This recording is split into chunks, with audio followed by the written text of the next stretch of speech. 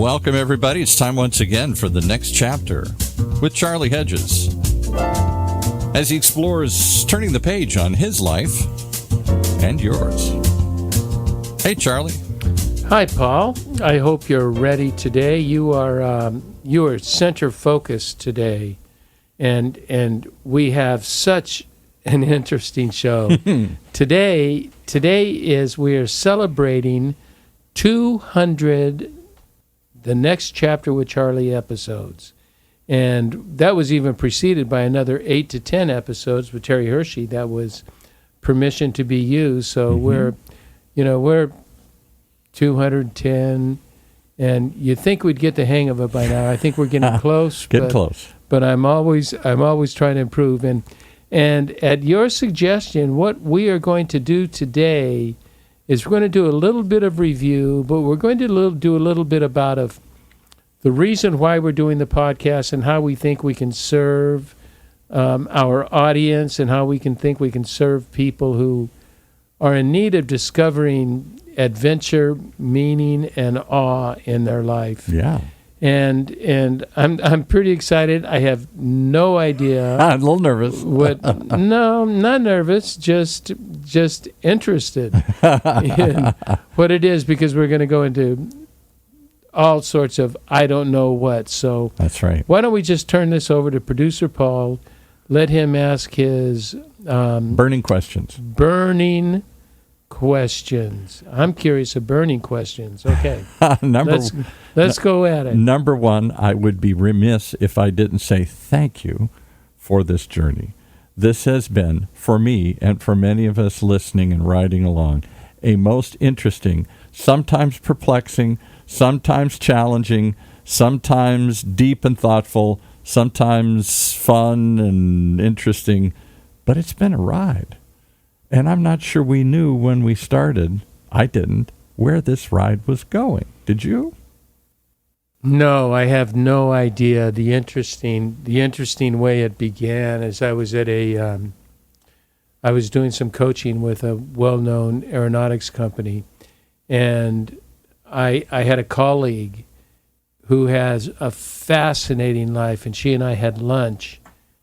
And when she was talking to me about her sort of gypsy wanderings, and I was intrigued, I asked so many questions. She said at the end, she said, Charlie, your gift, you must start a podcast and interview people because you are too curious. You ask too many good questions. And it tickled my fancy, and I thought, a podcast could be fun, so let's try it. And we did try it, and here we are, 200 episodes and 4+ years later. Yeah, and it evolved. When I met you, here was my impression, right or wrong. A guy who was looking for his own next chapter. You'd had several careers, as we talked about, but the last one was long and successful as an executive coach, coaching big companies, earning 6 figures, everything you could imagine and more, and it had kind of run its course. You'd reach that age in life where you're supposed to slow down. You're supposed to transition to something else. Your wife said, hey, you've worked hard enough. You deserve it. You're kind of thinking, maybe I do. And so you kind of phased out of that without any real plan. I'm going to just have fun. I'm going to paint. I'm going to travel. I'm going to do all the things that I've wanted to do. And you did some of that. And in walks Charlie, and you said, I'm bored. I don't know what to do to fill up the days. I don't feel the same passion and purpose that I did throughout my life. I'm not sure this retirement stuff is for me.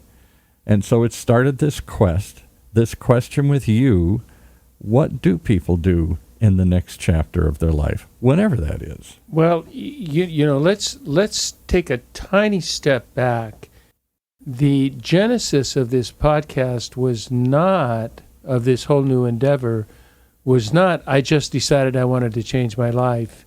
It was the result of an anxiety attack that stopped my whole coaching business. Yeah. I was stuttering. I couldn't perform in public. I've been, speaking to groups of up to 5,000 people, and I couldn't speak to 5 people, and we have no idea what the anxiety was. But I was sort of taken out of my sphere of influence for medical reasons, Mm-hmm. and I accepted that. It was time. I think I was perhaps 66, 65, 66. You're at the right age, yeah.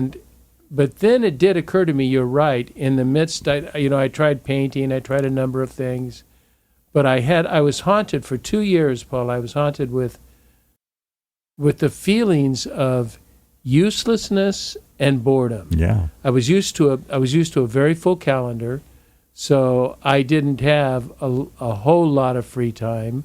I had busy time, but then the uselessness. I've always done something that's been impacting somewhere, and what was I doing? I was sitting around painting, reading, writing, drawing, and touching no one but yourself or your immediate circle. Yeah. Yeah, or my immediate psyche, one of the two. I'm not sure which is. That's probably a more dangerous spot. But it really settled. It was very, very troubling, and I came out of it thinking I can do things of purpose. And when my friend Terrence suggested the podcast, I had just started the blog. It all seemed to come together. Mm-hmm. And that just was the beginning of feeling like if I can help just a handful of people out there with ideas about meaning, adventure, and awe. That's your big 3: meaning, adventure, and awe. I don't know that continues to be. I don't know that most of us live a life, sad to say, but I think it's true, really ordinary, everyday people from the richest to the poorest. Do most of us really have a lot of meaning in our life? Your family, for many of us, that's our meaning. Maybe our job, or we built something, has some meaning to it. But meaning, what was the other one? Meaning, adventure, and awe. Adventure. That's one we sort of give up somewhere along the way. You were an adventuresome soul. As I've come to know you, you were kind of a wild hippie. You took off. Talk about adventure. Talk about that adventure in life when you've shared that a couple of times. You're in college on a scholarship at UCLA. Hooray. Buckle down. Stay here. And instead, you got on the road and did what? I hitchhiked around the country. I grew my hair to my shoulders, had a beard, had a Harley-Davidson knucklehead, for those of you who know motorcycles. It was a rigid frame knucklehead with a suicide clutch. You had to shift it with your hand. You could not shift it. I mean, it was a shift down below by your leg that you shifted just like a car. Oh, I didn't know that. And so talk about suicide. And then because it's a chopper, it has no brakes on the front. Because it's got to look too cool, right? That's right. So you pull up, like in San Francisco, and you pull up on a hill, and you can't back down. Yeah. And you've got to take your foot off the brake and put it on the clutch, so you're backing down ever so slightly, trying to engage the engine, and that was a funny trip. It was a searching time in my life. Because of the situations of my early childhood, I never really settled. Yeah, I settled in my adopted home. Right. And I settled with my adoptive mother, who was a godsend. And she took a crazy child and made him somewhat sane, but not totally sane. And so that's what I think I'm born with a gift of curiosity, and it became even more curious in difficult times. So I experimented rather than experienced. I experimented, and that's why I left the gymnastic team. And college didn't interest me. At UCLA. This is a big deal. And you just, I'm going to get on the, I'm going to be Jack Kerouac and go out and hit the road here. And then we did. We took a 3-month trip, 3 guys in 1970, hitchhiked across the country all the way to Toronto, Canada. That's even crazier. A thumb and a backpack. 3 backpacks and a guitar. There were 3 guys hitchhiking. We would have people pick us up, And they, I bet a third of the time or more, people said, "Do you want to come home to our house and spend the night?" Really? And they would do our laundry. They would feed us. Wow, and just, different age. It was a whole different age. You wouldn't let anybody in your house for fear they'd be mass murderers now or something. I know. So you were born with that sense of wanderlust, part of it out of bad circumstances. You've talked a great deal in this show very openly about your childhood. Your parents were alcoholics? Is that My father was, yeah. And so they kind of would drop you off and then pick you up and drop you off, and people would keep you for a while, and then you'd go leave. And so there was no sense of permanency. Not just for a few hours, for a few months. Yeah, right. There was no sense of permanency. You didn't think anybody really wanted you or you were going to stay very long anywhere. And so they kept moving you around till finally this woman came into your life and adopted you and took you in and gave you some sense of permanency. But so you grew up with that kind of, for good or bad, this wanderlust, this belief that change is always coming. So I guess I'm going to embrace it and be curious about it rather than fighting it and fearing it like so many do. I don't know, though, as you got on and you built a career and you get married and you have a kid and things, did that adventure still stick with you, or did that get put on the shelf for a while? Oh, no, the adventure always stayed. Always? Okay. Always stayed. I was, until Austin was about 7, I still traveled a lot. I went to Canada quite a bit. Mm-hmm. I did international travel with, I had my own company, but I was an external trainer for Chevron. Mm-hmm. Chevron sent me to 7 countries and all 3 over the place, continents to deliver environmental. I was selected to do. I had these weird things that happened to me. I somehow was on the environmental team, and I was just a presenter. I was a trainer. Mm-hmm. They took me to Aberdeen, where they wanted to create their Policy 500, which was their environmental policy. Okay. In Big Aberdeen, Scotland, and I was part of the decision making. of what was, and I know, I've never taken an environmental course. But you're the guy. It's just logic. How we're going to think this through. So massive impulses to change, to explore, to grow. Thoughtful. I am impulsive, but in big things, it's it's an impulse, but it's thoughtful. I will, I don't just go off stupid willy-nilly. Wake up one day and say, I quit. I walk out the door. Yeah. I've not done that yet. Oh, I'm sorry. We planted a seed in there. All right. So now he walks in. You're pulled out of your career. You're trying to tell yourself, well, maybe it's kind of time. I've done this for a long time. I'm at the age. Society says slow down. Society says enjoy. The golden years, the last chapter is supposed to be what? Unfruitful, unfulfilling, just fun? Well, I take a different view, Paul. I look at life as 4 seasons. Yes, and talk about that, right? And I think we've mentioned it in the past. Is that life begins at 20 because you're just kind of figuring out. You're things. Forming yourself, right? Yeah. And at 20, from 20 to 30, early 30s, the time spans are loose. Right. You're planting seeds. Mm-hmm. You're finding out what grows. Where am I going to land? First job, first love, school, find your way, travel around. And then maybe you change into something else, and you're finding it out. In your 30s, you become, and those are that is what I call the springtime of life. Mm-hmm. Spring is planting seeds. The next is summer, where things are really growing. Mm-hmm. And this happens 35-ish to 50 or 55-ish. And if you're going to be hot, that's when you're hot. Yeah, and you're focused on your career, you're focused on your marriage. Mm-hmm. You've got so many external motivators. And you feel like you can do it all. Yeah, you kind of do feel like you can even do it all. Even if you can't, you got this kind of optimism. And for many. Yeah. Maybe some give up, fall out along the way. I understand there are exceptions, but I think for many of us, that summer is exciting. The summer of 69 for you, the 70 or whatever it was. That's the summer of love. 69, hitchhiking around the country, the summer of love, protesting with all the hippies in Berkeley. Yeah. For crying out loud, in 1969, I protested in Watts with the Black Panthers. Sure. Why not? With the Black Panther, Of course. because even though I was not black, I had Solidarity. hippie long hair. Solidarity. And so we were considered solidarity at that time. The rebels. And so Hell's Angels on one side and the Black Panthers on the other here. Yeah, right. Yeah. Renegades.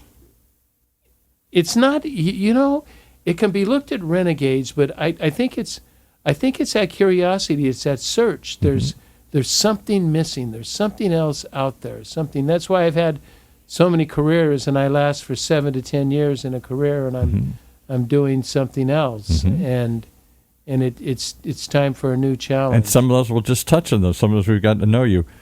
So, okay, the hippie, sometimes the radical, the protester turns into the evangelical minister. No. That was a leap. That's a leap right there. Yeah. Because you are right. I was raised pretty conservative. I was on the athletic teams in high school. I was on, school. What do you call it? I was the chief justice. I was student council or student I was on the government. student council. Right. And so I was truly, for a lot of my life, I've been truly Two-Face in Batman. Is that I have a side of me. Oh, I see. Harvey Two-Face, or whatever he calls his name. Yes, yeah. Harvey Two-Face. I had this face that fit with all of, what all the teachers loved, the and public administrators said, and I would do really great there, but I also had this dark side to me, and I liked the dark side characters. I liked the characters. Most actors do. Were you an actor at heart here? Yeah. If I wasn't in athletics, I would have been in drama. Think so? There you go. Yeah, absolutely. Yeah. But to give you an example, we used to, before the high school football game, because of my job as Chief Justice, I had to raise the flag, and so I had to wear the uniform or navy something. blue sport coat, great Sure. slacks, and a tie, and go out and.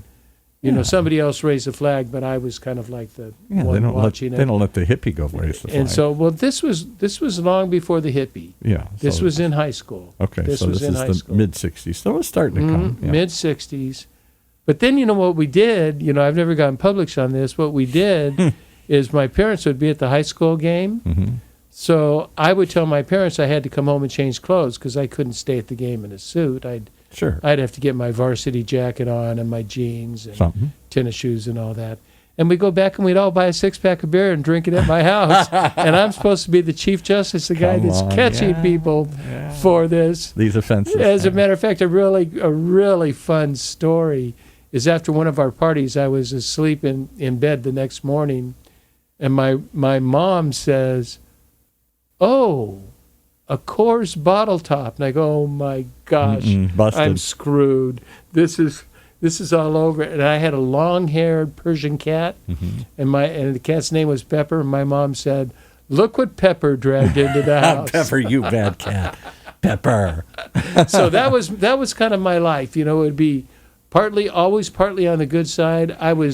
Every girl I dated, I was their parents' favorite date. Yeah, and then then my there's goodness. other guy on the other side, walking the dark side. All right, so this dual personality, it sounds like it kind of carried through your life here. On the one hand, you're walking conservative ways, and other times you're walking kind of on the wild side, going back and forth. You've talked about both impulses. Being an evangelical minister, how did that come about? Where did that pull out of nowhere here? Because you'd had jobs and stuff. This wasn't like out of college. Usually you'd get the calling early, and you would think you went to Bible college early on and you do this stuff. This was later in life. Well, I quit college. Well, originally, yeah, right. Yeah, and then I came back, and I went to seminary, and I finished my baccalaureate. But you must have been, what, late 20s, 30s or something? You weren't like 32. Yeah, you weren't a kid anymore, right? 32.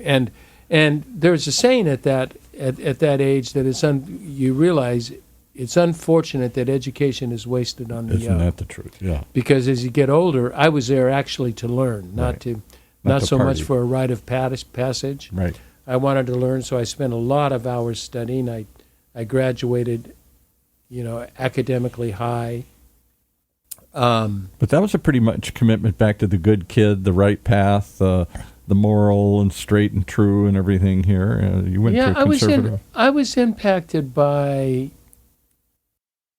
the influence of Christ, and that, not that I had to do things to earn my way, so I didn't have that legalistic foundation, but I had the loving relationship sort of. Even in those wandering years, or no. As I became a Christian, right? Because I became a Christian, and then I went off to seminary. And you said you almost became a Christian to prove that it wasn't right, as I recall. Not almost, I did. Somebody challenged you, and you said, "I'll prove this is a buoy, a hooey, whatever." Yeah. And she had me read a couple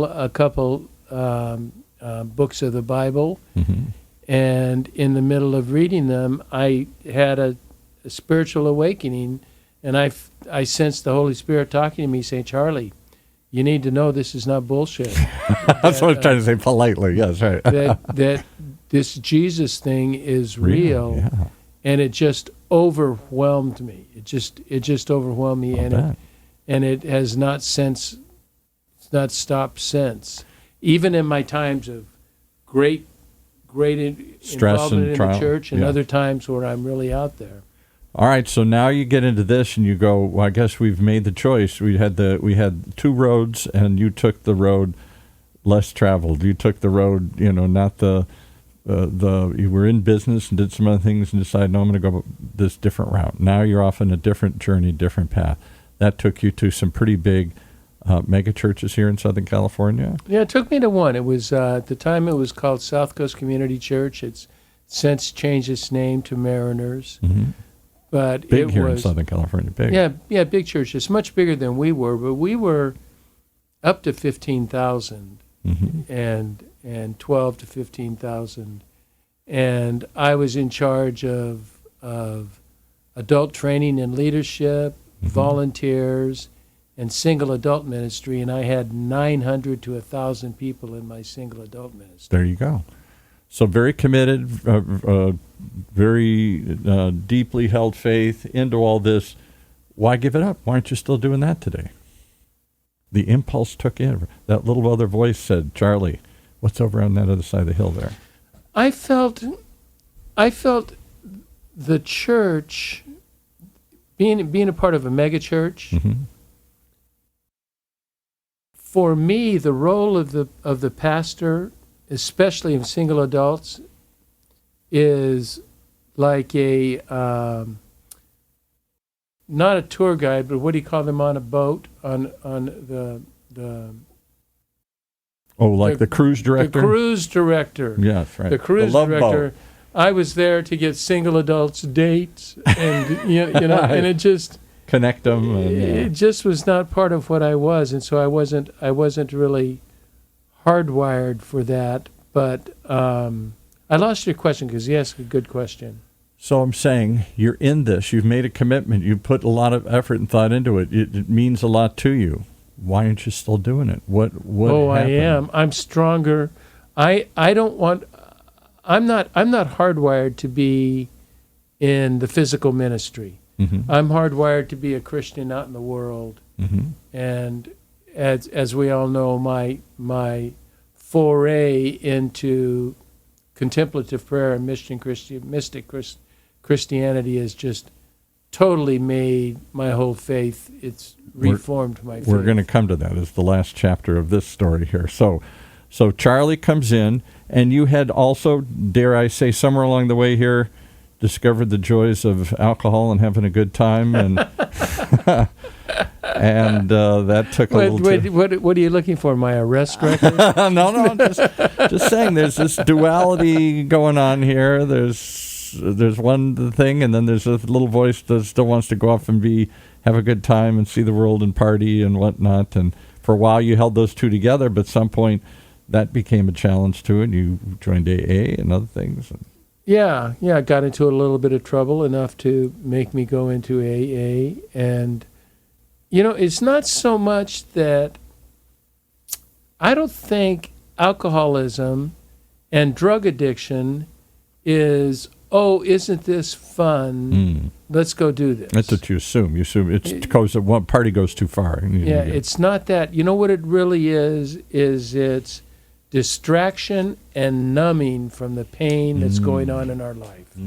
You can look at addicts and alcoholics, which are the same thing, and there is this sense of something's missing, and what isn't missing is not desirable. What is coming across you is not desirable, and so the drug and the alcohol numbs that, distracts you from that, takes that period of time thinking, but then after you sober up or whatever you do, you're faced with the same issue again. And for you kind of talked openly about it.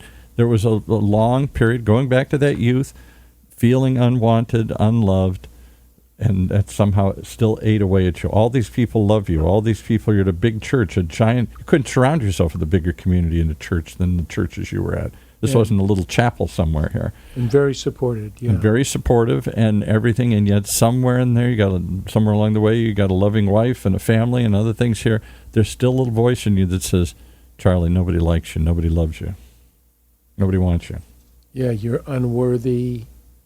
Yeah, that is the sad voice of, I can speak it in psychological terms, and that's the sad voice of reconciling our past and our missingness and the holes that we developed in growing up. But then there's another side that is the God side, and it is sort of a failure, sort of remiss in incorporating this loving nature of God. Mm-hmm.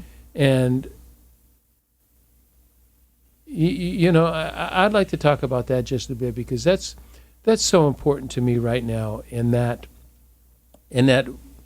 we view Scripture very transactionally as opposed to transformationally. Religion itself, we've talked about, is a slot machine for many of us. You put in your coins, you say your 3 Hail Marys, I'm Catholic, and whatever it is, and then something's supposed to pop out. Yeah, and that's not the way it works. I believe the Bible was written, and not the Bible was written, but redemption history, the history of God and creation, God always foresaw the cross, knew the cross was going to come from the very beginning, from day one of creation. Yeah, it wasn't a surprise. Knew the cross was going to come. And if you look at it, and people say, well, why did God allow suffering and sin? Well, the one thing that I have concluded, I don't have references necessary to support it, but my conclusion is, how else would we know love, mercy, forgiveness, kindness, acceptance, all of those wonderful attributes of God? We could not know those without being broken human beings.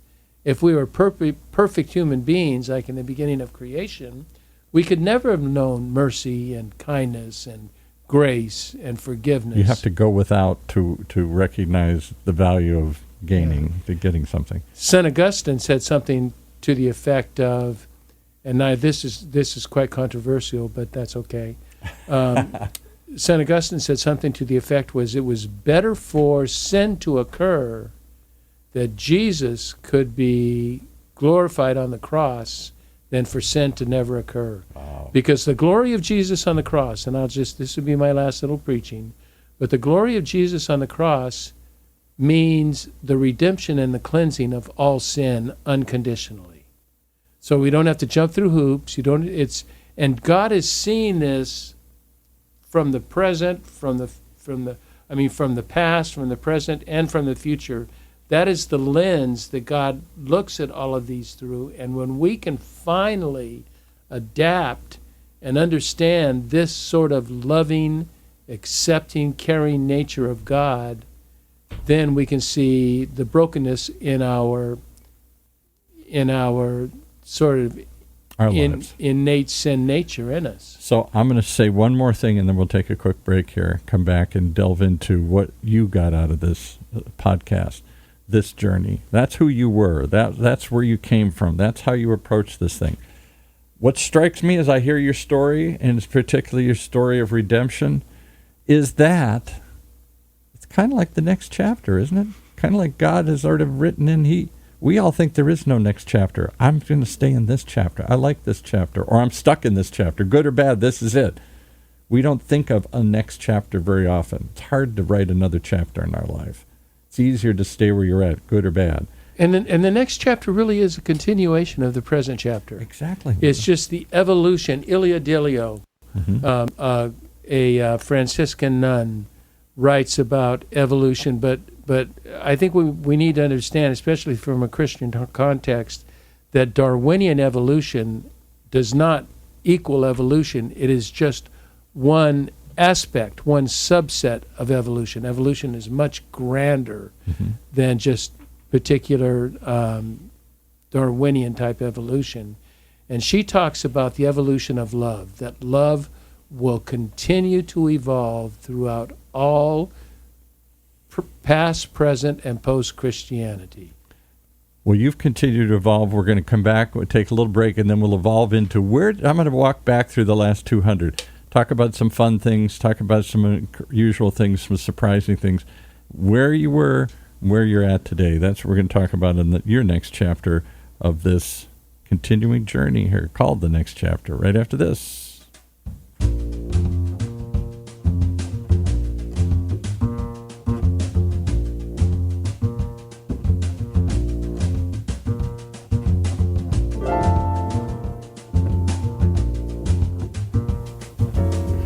All right, we're back. The next chapter with Charlie. 200 episodes in. We're taking a little breather, take a little break, as my grandmother used to say, and to a little reflection, little time for reflection. Where we've been, how we got here, and where we're going. Let's talk about when the next chapter launched. You were not sure where it was, what's the message, what's the purpose, where is this leading, but you were convinced there was a next chapter in your life. And this was maybe a way to explore that for you and for your audience as well. You know, there's always been a next chapter in my life. I have never, because if there isn't, I will make one. That I will figure out something different and something unusual to do. Complacency is not your sweet spot here. Staying. Yeah, but it's not. But it's not sort of an anal drivenness.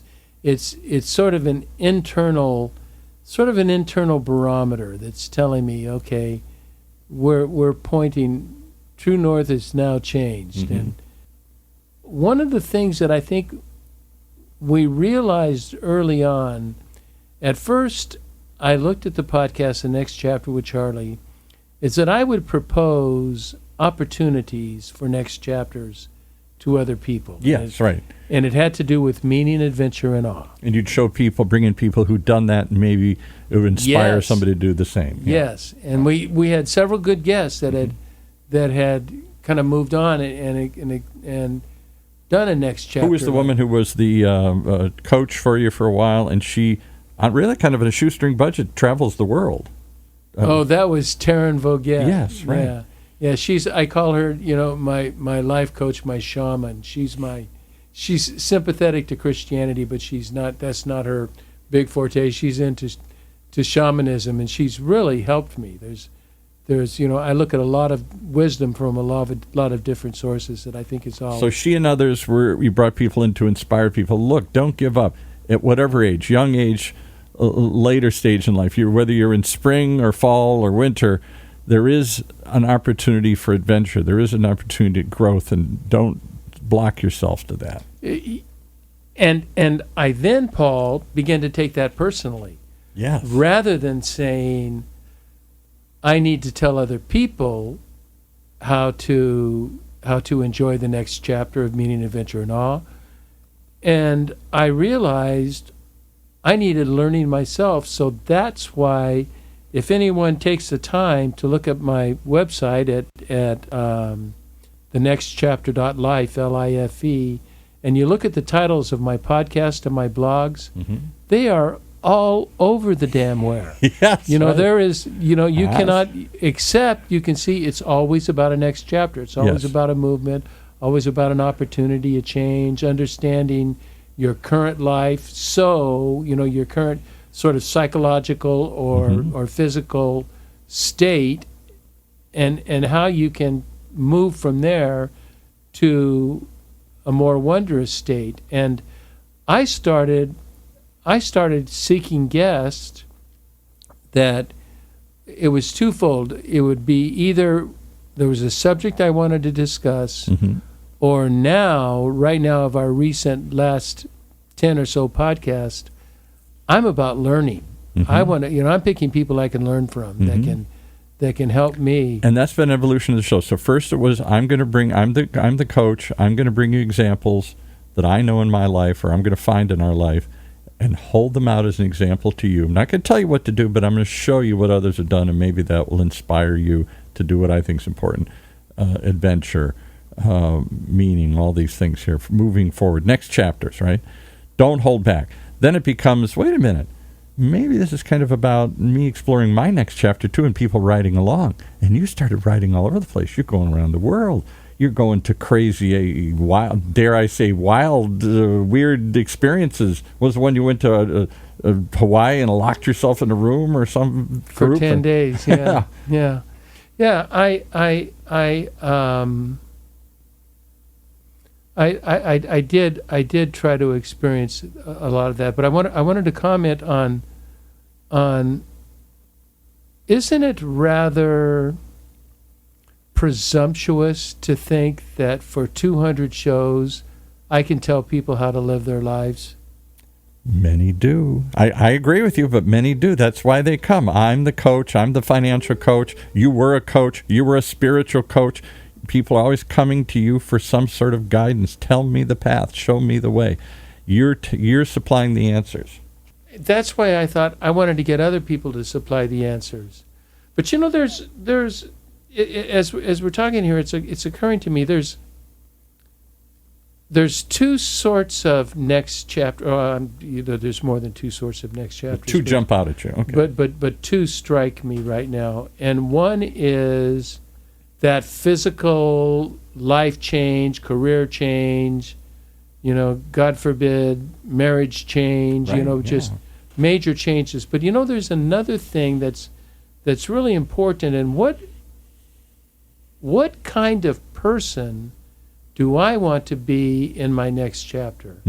And kindness, compassion, goodness, care for other people have taken over everything. I no longer need, I'm at a position now where I really don't feel like I need to prove myself. Not about fame and fortune, the drivers of youth. My ego's satisfied, yeah. All right, so interesting. It reminds me, we do a lot of shows here in the network. We do one on car design. And the guy he was a big car designer for Nissan. Now he designed the new Zook self-driving taxi for Amazon and other crazy projects. And he's very upbeat and very positive. And I'm like, really? And he brought his mentor on, this guy Tom Matano, who had designed the Mazda Miata. And I get it now.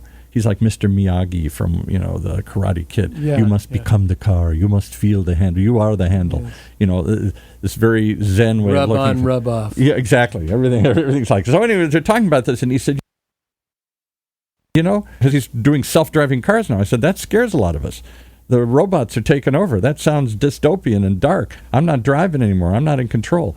And he always laughs when I say that. He says, Tom Matano always said, the guy who taught him, we're in the future. We're car designers. Today, we're looking at every day he wakes up. He's 7 years in the future, looking at where's the car going to be in 7 years. Not where it's been, not where it is today. He lives his life in the future. So when it finally comes out, it's like, I've been living with that for 7 years. What's so new about that? So he said, we have a choice. Future is ours to design. So we can make a dark future. We can make a happy future. Why not make a happy future? Why not make a happy future? And I don't want to get too deeply into Richard Rohr's Falling Upward, his two halves of life, but in our early, which lasts till 50 or 60, it is very, and appropriately so, it is very ego-driven that we're trying to confirm ourselves, trying to confirm our identity as legitimate human beings. after that identity is confirmed, we move what is his name? His name is eluding me. Bob Buford wrote in a book Halftime, subtitled From Success to Significance. Success to significance. Boy, that's the transition, isn't it? Isn't it not? And the second half is more significance, where, you've kind of covered that ego-centered. I mean, it's still there. It's not like you ever lose your ego. You're still competitive. You still want to win. You're competitive, and you want to be liked.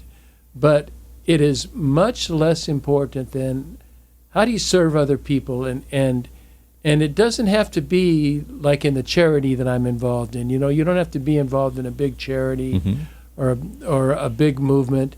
It is all about, it's quite simply, Paul, 2 words. Be nice.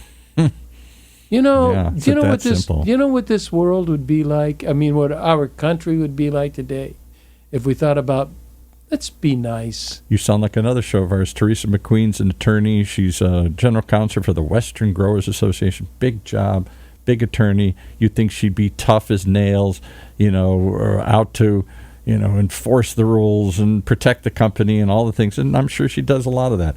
But she constantly keeps saying, if we were just nicer to each other, we wouldn't have to sue each other all the time. If we didn't think the employee's out to steal us and rob us, and if we didn't think the manufacturer's out to screw us, the employer's out to screw us, if we didn't start with that assumption, maybe we wouldn't be so fast to jump at litigation. If we tried to accommodate people, if we tried to understand people, and if we were just a little nicer to everybody, we wouldn't need to sue each other as much. Oh, brilliant. She and I need to talk to each other. Yeah. I'm like, I always say to Teresa, this isn't what I think of attorneys. Your job is to sue people. She's like, I know, but we don't have to sue as much as we do. We don't have to be as litigious as we are. And her job also is to mitigate. It's to try to keep it from going to trial. Exactly. So she's always trying to say, let's take the positive. Let's take the preventative road. Let's take the way where we avoid conflict. I'll get in there and fight if I have to, but let's not go there. Too many people want to go there immediately. I'm going to change topics just a little bit because I know, are we getting near 5-10 minutes? Yeah. Okay. Like I personally, and I think a lot of listeners would agree that 200 podcasts is a lot. That's a lot.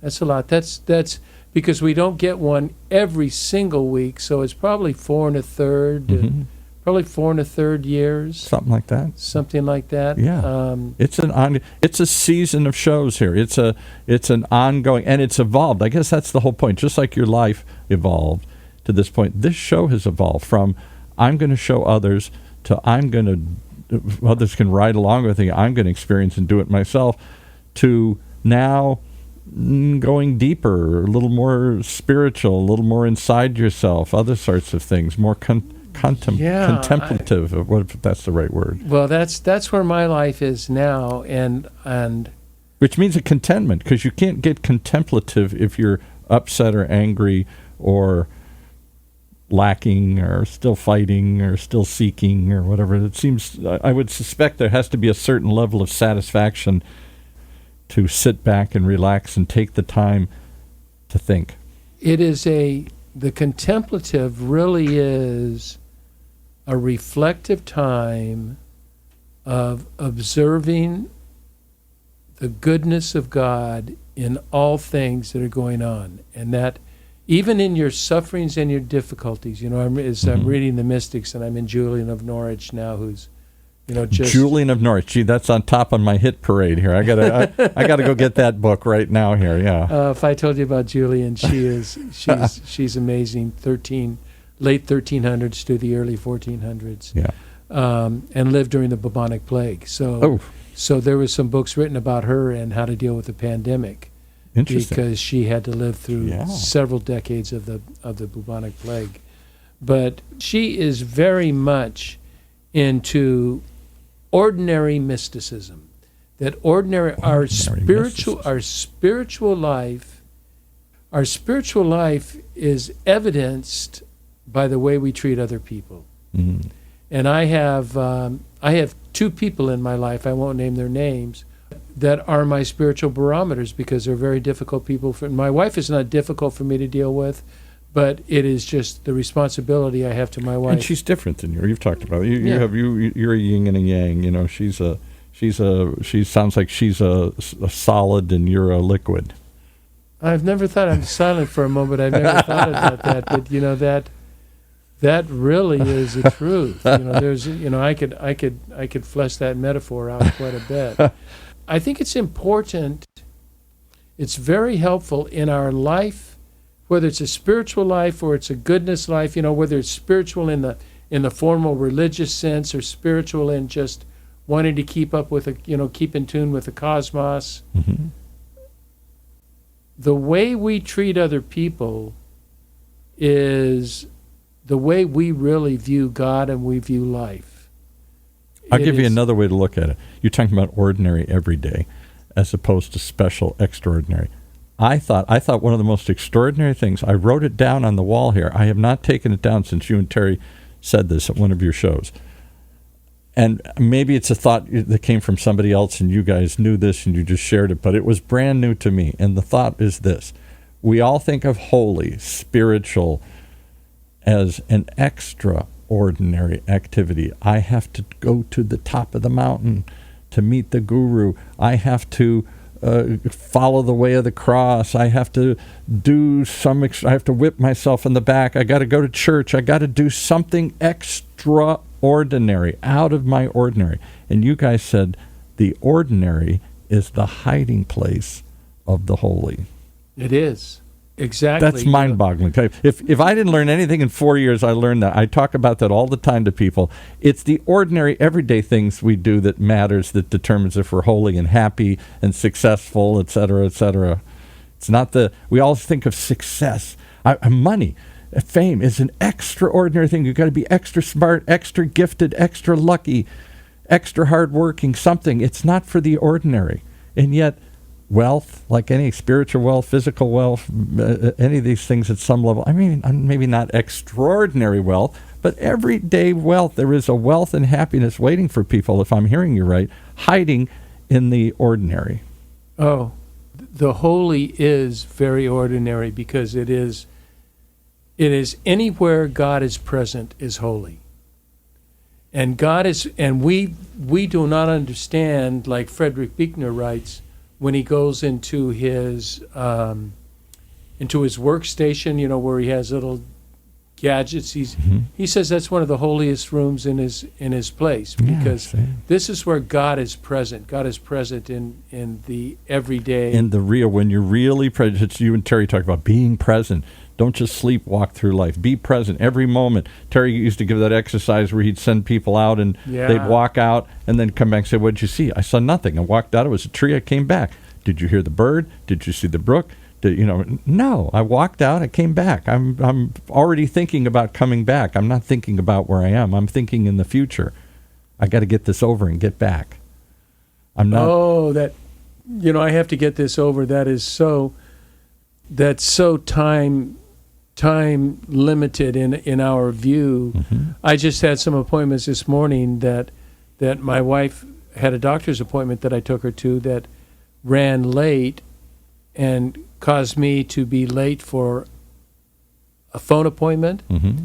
And I can't believe how anxious I was over missing this phone appointment. Absolutely. That was simply, it was not a business phone appointment. It was a phone appointment that I was looking forward to with a great friend. And I started thinking about it and said, what's the issue? We can just reschedule. We'll have that phone call later this week. It's not. But allowing yourself to stay in the moment and react to things and be aware and enjoy them and experience them and all this stuff. We're rushing through life. And then at the end, we're looking back and wishing we'd done this or trying to reminisce, wish we had more time. That's the beauty of podcasting. And I think that's one of the directions of the next chapter with Charlie is that we're trying to show people opportunities for finding. Although we don't put it in those terms. You don't list finding the three takeaways. Yeah, discovering the glory of ordinary life and discovering love in ordinary life.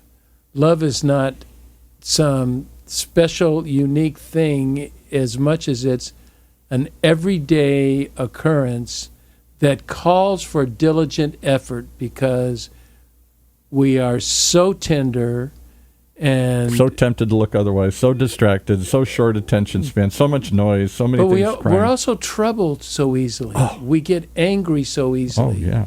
And more than ever, I think, at least in my life. So here's another one that fits that same thing, and then we'll kind of wrap up with some of these. The one that I got the most, is it two I got the most kick out of all the years that you've done these shows? Oh, my. I'm anxious. One is, I forgot who it was, your other coach. Dina, I guess it was. You had to be a pirate. And she says, and she's making you role play. So let's make you be a pirate on the air. Now this sounds like Child's Play. And at first you approach it like, and you're going, "Arr," or something. No, you didn't even go "Arr." You were like, "I'm a pirate" or something. You didn't do all the manifestations that we would all do. "Arr," the funny noises and the "Yar, matey" and all this stuff here. And you were like a pirate with a purpose. You were like a pirate with a plan. And I started laughing, and I started thinking, you're really revealing a lot about yourself. You were a different kind of pirate than I've ever heard of here. You were and so as silly as it started, all of a sudden you playing the pirate did bring out some of your personality traits and some of your qualities. That exercise with Dina Crowder, I don't have her website right offhand, but I think it's dinacrowder.com. I think you can find something from there. She does this thing on archetypes, and we all have 9 archetypes. Mm-hmm. That was the life the impacting. explorer, the hero, or something. All these different. Well, things. yeah, I don't know what they all are, but yeah, there's a whole bunch of them, right? Yeah, and they help you understand different characteristics of you. That different bodies of you. That you're not one single entity. You're a conglomeration of all these wonderful entities, and we're all a different subset of those. So asking you to be a pirate was different than me being. And after you got over, I said, "That's not the way a pirate talks. That's not at all how. That's how your pirate talks. That's not how I think of a pirate talks." But even then, if you see it, as you said, it explained a lot about me personally. It explains a lot about what we've talked about, in that I see the integration of the good and the natural. Yeah, you were like a good pirate. That was what. Yeah, but I was also a natural pirate. I was a pirate. I didn't mind robbing and stealing. I just didn't see killing innocent people. Well, what's the point? Yeah. All right, so that was one that I got a kick out. That was a while ago. And another one, there's so many that I just remember and I chuckle or I laugh or I think, well, that was really another one, a more recent one, serendipity. You even admitted by the end, I've never heard you do this in 200 episodes, where you changed your mind on the fly. Usually it's like, I got to think about it, or no, I'm not so sure, I believe that. Oh, what was that? You got to tell me. The guy comes on and he's talking about the power of serendipity in life and you versus planning. And you kind of at the end said, you know what, maybe as much as I thought I was planning my life, I'm a planner. I plan to do this, I plan to do that. You say, I'm spontaneous, but only after I think about it. When you left the ministry, you said it loudly to the world, 1 year I give myself and I'll be out of this job. Right. Not 1 day, but 1 year I'm going to do this. So there's some thought, there's some process. And all of a sudden you said, maybe it hasn't all been planning. Maybe serendipity, just the happenstance, the sheer whim of things has been more influential in my life than I think I'm guiding my life. Maybe it's just been more reacting to all these serendipitous things here. And not always recognizing that when I do recognize them, there's some value in it. Too many times I don't make that connection until later or too late or miss it. I can't help but in my life is seeing, for me, in my perspective, is the intervention of God. And I think serendipity is the intervention of God. The whisper of God in your ear here. And I can be heading along a path and all of a sudden something unique, something different occurs. So where did that come from? And fortunately, I'm open to listen. Mm-hmm. We can easily close those off and stay on our track rather than being open to listen, to say, I wonder. And that's there you've just created the subtitle for the whole show. I wonder.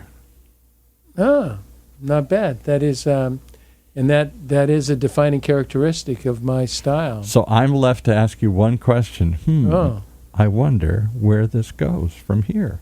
Who knows? Well, I know right now we are doing a series because we had bunch of requests, a boatload of requests from authors, new authors, and so we're doing those. You've been in a kick with a lot of authors. Yeah, and that's been fun, but now I'm sensing I want to get not back to just people I know, but I'm looking for people that I've really admired, and I want to know what their life is. So we are going to be checking out, attempting to get a little bit more well-known reaching guests. Higher, above, batting above your your weight, fighting above your weight class here. Yeah, that's what I want to do. I'll tell everybody, and if we get her, I'll be so tickled. I'll probably be dumbfounded and not be able to speak to her, but I want Naomi Shahid Nye. That's what you say. Who's a great poet. The other one that struck me, I have to throw this one in. I remember the debate we had about the guy who wrote Dinner with Epicurus. You're always at that time you were quoting from his book. Daniel Klein. New York Times bestseller, blah, blah, blah. And you and Terry are going off about this. And I got off, said, call him, email him.